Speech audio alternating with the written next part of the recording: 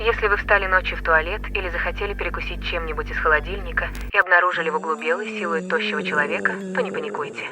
Это аномалия «Ночной гость». Существо не атакует, если его не спровоцировать. Действуйте согласно инструкции, и с вами ничего не случится. Шаг 1. Не обращайте внимания на существо и неторопливо вернитесь в кровать. Ночной гость может последовать за вами и будет пытаться привлечь ваше внимание. Он может раскидывать предметы и метаться из угла в угол. Не реагируйте на него. Шаг 2. Когда вы дошли до кровати, не ложитесь сразу, а немного постойте и подождите.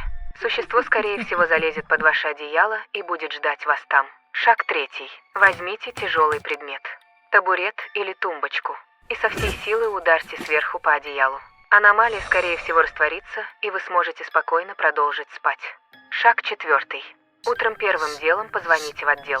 В вашу квартиру будет направлена группа реагирования для устранения аномалии. Следуйте указу.